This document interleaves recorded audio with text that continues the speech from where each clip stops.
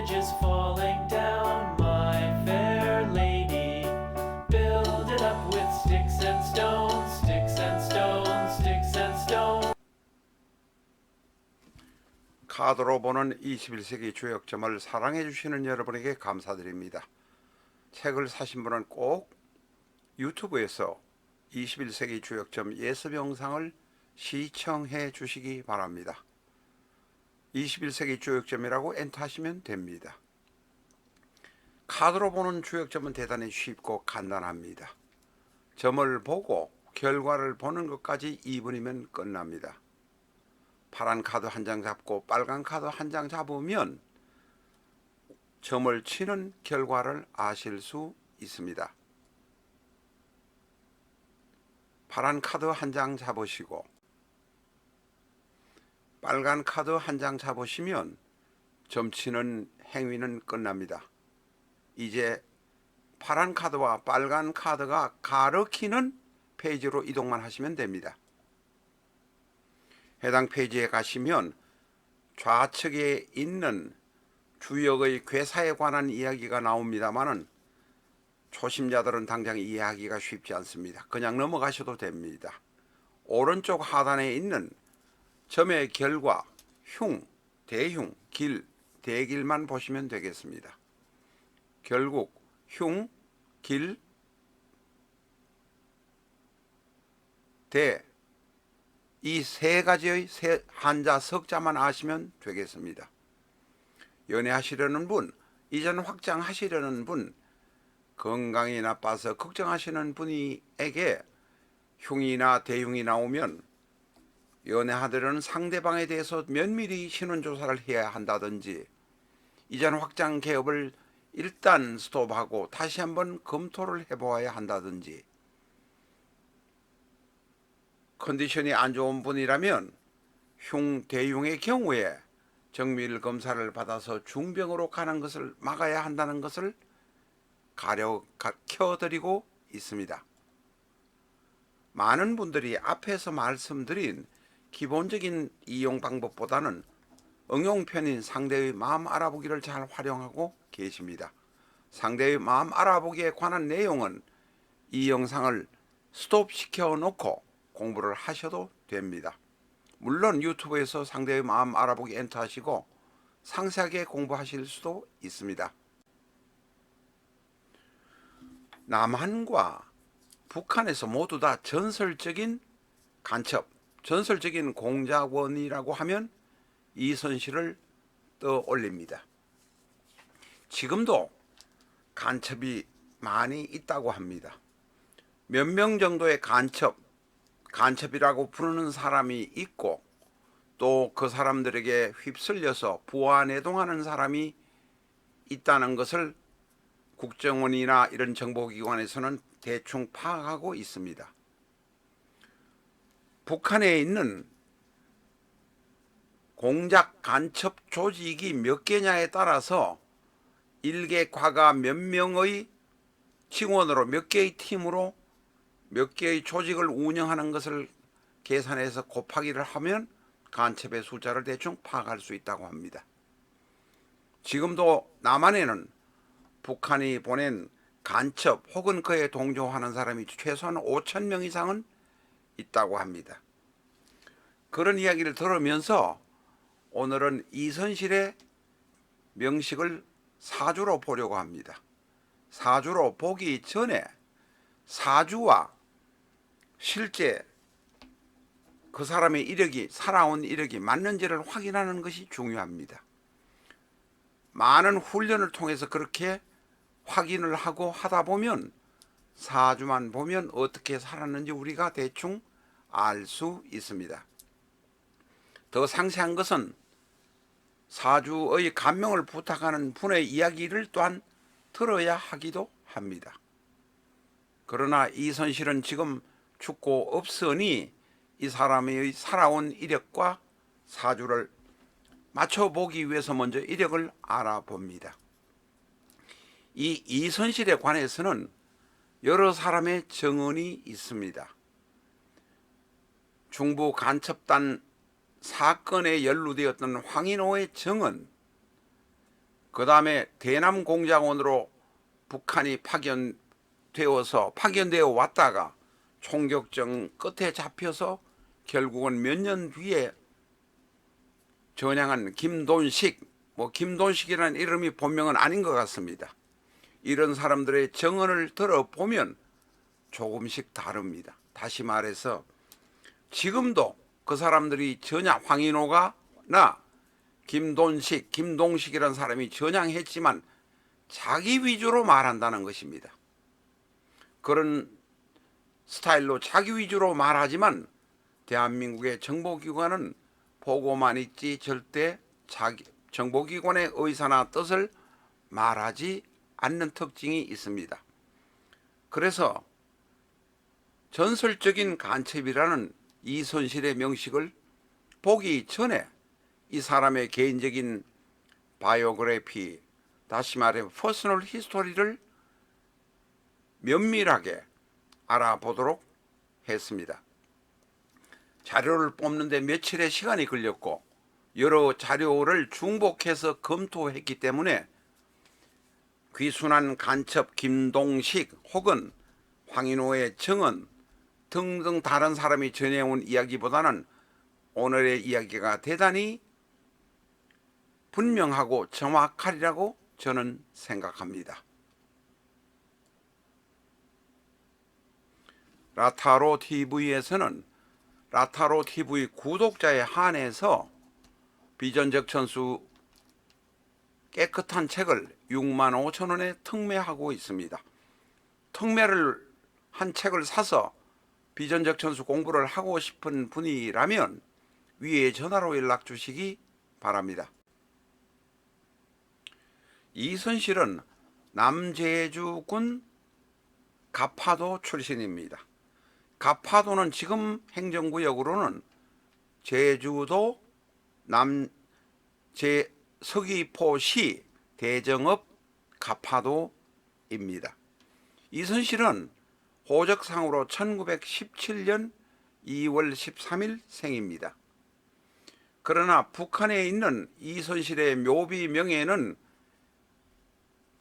1914년생으로 되어 있습니다만은 북한에 있는 묘비명에 나와 있는 생년월일은 가짜입니다. 분명합니다. 두 번째로 이선실은 육남 일녀의 장녀로 알려져 있습니다만 실제로 제일 위의 자식인지는 알 수 없습니다.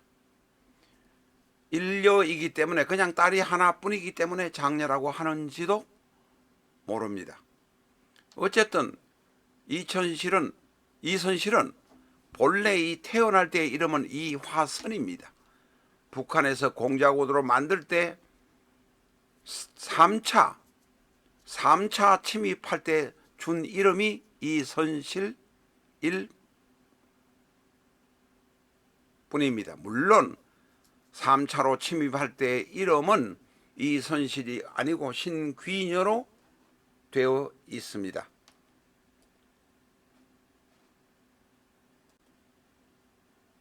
신귀녀가 아닙니다. 정정하겠습니다. 신순녀로 되어 있습니다.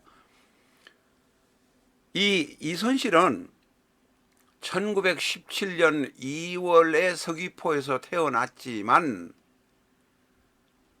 1937년에 부산에서 살았는데 같은 가파도 출신인 김태종과 결혼을 했습니다. 가파도에 가서 결혼했는지 부산에서 결혼했는지는 알지 못합니다. 그러나 분명한 것은 두 사람이 결혼하고 부산에서 살았던 것은 분명합니다.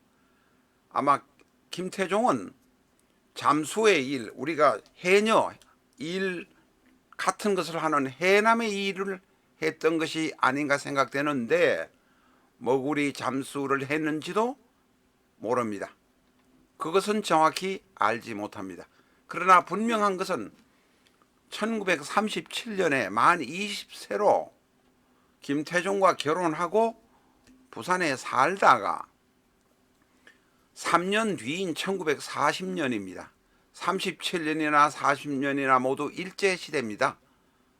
김태종과 남편과 함께 이화선은 대마도로 이사를 가게 됩니다. 아마 거기 대마도에서 김태종은 머구리를 했는지 아니면 해남을 했는지 그런 것으로 했던 모양입니다.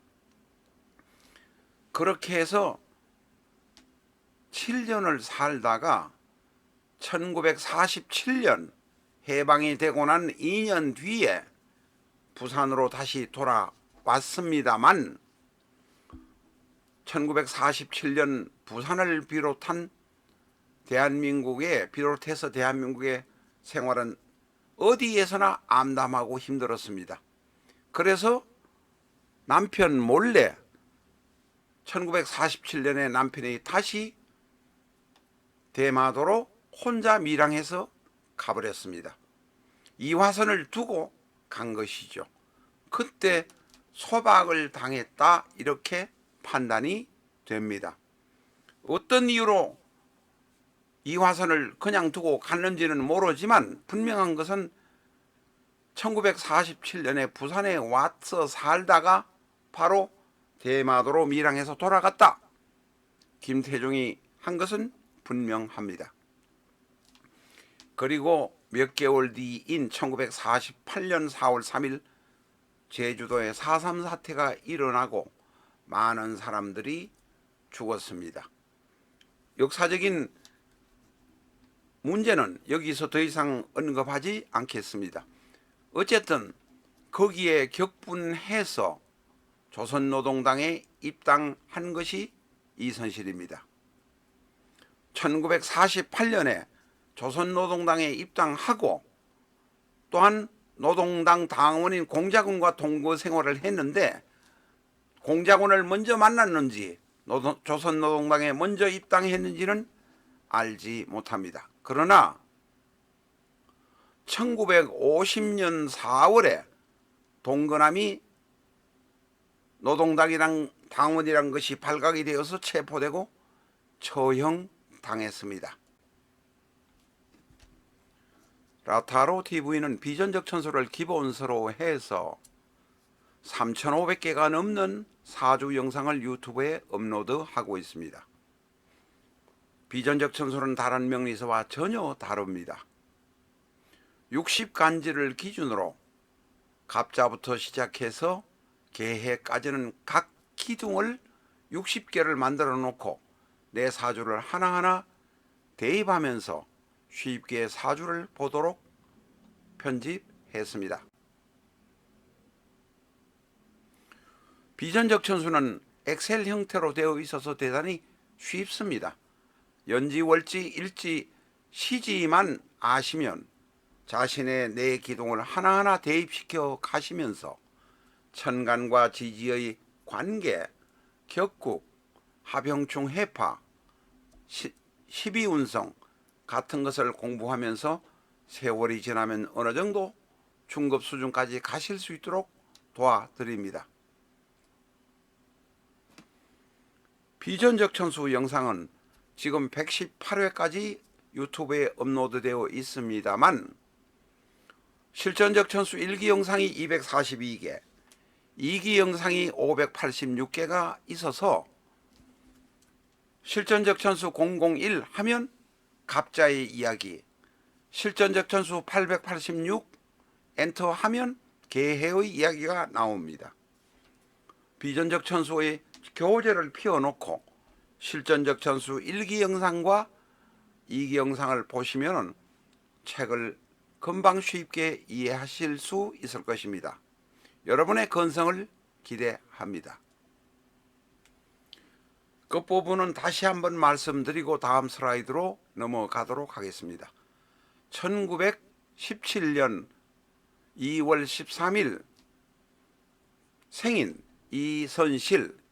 이선실은 공자군에게 주어진 이름입니다. 본명은 이화선입니다. 북한에서 주어진 이름이 이선실. 원래 태어날 때 이름은 이화선.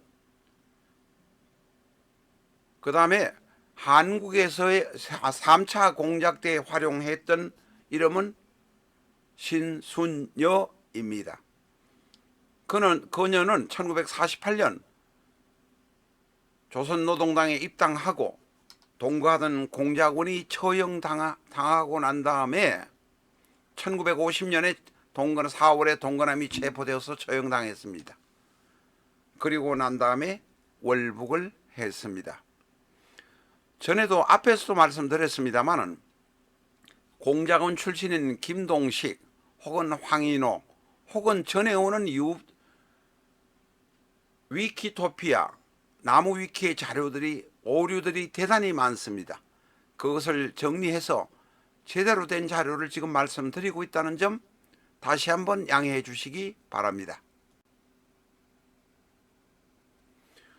이선실은 1950년 4월에 동거남인 공작원이 죽자 본인 스스로 월북을 했다가 6.25가 터지면서 서울에 나타납니다. 그리고 사실상의 동거남이 죽어서인지 아니면 전 남편과 살고 싶어서인지 김태종 전 남편의 소식을 수소문합니다. 그때 혼인관계가 정리는 안 되었다고 생각이 들지만 저는 정확히는 알지 못합니다. 이후에 남한에서 활동하다가 게리라 활동을 하면서 다시 인민군들과 후퇴를 해서 북한에서 살았습니다. 그 이후에 김일성에게 직접 자신이 공작원이 되겠다고 청원을 해서 1966년 8월에 공작원으로 1차 남파가 되어서 5년간 지냈습니다. 이때는 특별하게 노동당이나 지하당을 구축한 것은 눈에 띄지 않습니다. 물정을 파악하고 아마 남의 신분으로 살았던 것 같습니다. 이때는 상황을 파악하는 때였다 보여집니다. 이 1966년 8월이 본인의 나이가 49세가 될 때이고 1971년에 1차 복귀할 때가 54세입니다. 이 5년간 남한의 물정을 파악하고 친북 인사들과 친해지려는 노력을 했던 것으로 생각이 듭니다. 이선실의 경우는 키가 1m 55인 아주머니이니 남들이 크게 의심하지 않았던 모양입니다. 2차 침투 때는 역시 우회 통로를 통해서 배로 침투한 것으로 예상이 되는데 1973년 3월부터 6월까지 6개월간 침투해서 여기서 살았습니다. 그리고 그 다음 해인 1974년부터 제일교포로 위장해서 침투하기 위한 공작을 벌여서 1974년부터 1990년까지 16년간 공작원으로 활동했습니다. 물론 제일교포 신분을 가지고 한국에 들락거리면서 신분을 제대로 갖추고 제대로 된 제일교포인 것처럼 행동한 것이 약 4, 5년 정도 되었던 것 같습니다. 1980년에 대방동에 자리를 잡고 살다가 90년 9월에 갔으니 약 10년 6개월 동안 고정간첩 고첩으로 대방동에서 살았습니다.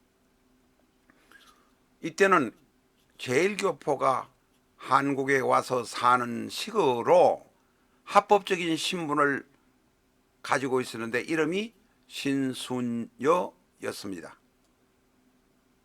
이때 중부지역 간첩단의 황인호를 포섭하고 1990년 황인호와 동행해서 황인호를 데리고 평양으로 복귀를 했습니다. 물론 황인호는 따로 내중에 다시 내려왔습니다만 3차 공작은 이것으로 이선실은 1990년 9월로 끝을 내었습니다. 이때가 바로 만 73세가 넘었을 때입니다. 그래서 이선실을 73세 할머니 간첩이라고 이야기하는 것입니다. 이선실을 1990년 3차 공작을 끝내고 복귀할 때 동행했던 것이 바로 김동식이라고 합니다. 물론 김동식 모두 다 가명입니다. 그 뒤 정치국원 후보의 대접을 받으면서 권력이 그만큼 있었던 것은 아닐 것입니다만 1999년까지 살았는데 남한과 비교를 자꾸 하다 보니 불평불만을 하다가 심화조 사건에 연루되어서 체포되었습니다. 그래서 고문당하다가 죽었습니다. 그런데도 김동식은 간암으로 사망했다고 이야기를 하고 있습니다. 아직도 김동식에게는 북한 정권을 도와주고 싶은 생각이 있는 것인지 심화조 사건을 은폐하고 싶은 생각이 있는 건지 잘 모르겠습니다. 그러나 많은 북한 출신 유튜버들은 이선실은 고문당하다가 사망한 것은 분명하다고 말하고 있습니다. 안녕하십니까, 라타로입니다. 자, 이제 마지막으로 이선실의 명식을 한번 보도록 하겠습니다. 오늘 판단하는 명식 자체는 투파 중에서 잘 통용이 되고 잘 맞는 투파, 자평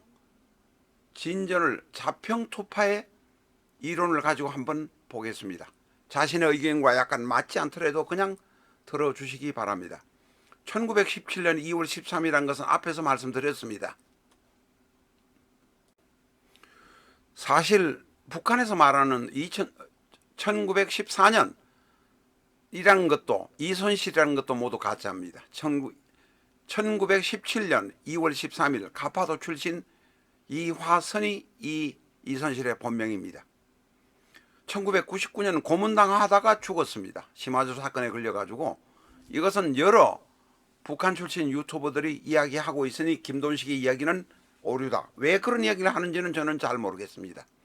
명식을 들어가 보겠습니다. 정사, 이민, 병술. 화가 셋, 수가 하나, 토가 하나, 목이 하나. 이 중간에 정관이 있지만 이 정관은 우리가 일반적인 투파, 자평 투파의 어떤 이론을 따르지 않더라도 사실 이 명식은 무력해집니다. 왜냐하면 정임 한목이 되기 전에 병임 충이 먼저입니다. 충이 되어서 이 임수가 튕겨나가 버립니다. 이건 일반적인 우리나라의 감명하는 방법으로 지금 말씀드리는 겁니다. 병임 충이 됩니다. 거기다가 지지가 인사형이 됩니다. 초년의 인사형이고 천간의 병임충에 이라면 정관이 무력화된다. 우리가 상관경관이다. 곡히 자꾸 이런 이야기를 끄집어내지 않더라도 하병충 해파의 기본 이론에 의해서 남편과 결혼하지만 남편과는 무력화된다. 남편과 무력화되고 혼인은 깨진다. 외로운 인생이 된다. 물론 행운으로 오는 관성이 있으니까 그 사람과 공자군과 잠깐 살았을 것입니다. 또한 이 사주는 자평 투파의 방법으로 보면 연간과 월간의 정임 한목, 월지가 한목이니 이것은 정임 한목 화격이 되어버립니다. 일반적인 우리나라의 합의 방법으로 보면 화격이 되지 않는다고 말할 수도 있습니다. 왜냐하면 일간합은 인정하지만 연간합은 인정하지 않는다. 연간에서 충이 왔기 때문에 일간합은 그대로 깨진다. 이렇게 말합니다. 그러나 지금 이선실의 명식을 보면 투파자평의 파의 이론이 맞다고 생각이 됩니다. 정임 한목이 되어서 이게 전부 한목 화격이 되어서 목이 되어버립니다. 모든 것을, 내 있는 것을 그냥 불태워버리는 모습으로 나타납니다. 이런 불태워버리는 모습으로 나타나지 않으면 공자군 생활을 22년, 사전 준비 기간까지 합쳐서 23년 이상의 공자군 생활을 할 수가 없습니다. 게다가 삼칠대운의 병호에서는 오가 오니 인호술이라서 활활활 타게 됩니다. 이 명식에게는 금이 올 때 혹은 수가 올 때 대단히 나쁩니다마는 이 화선, 이 선실의 경우는 수는 대운에서 오지 않습니다.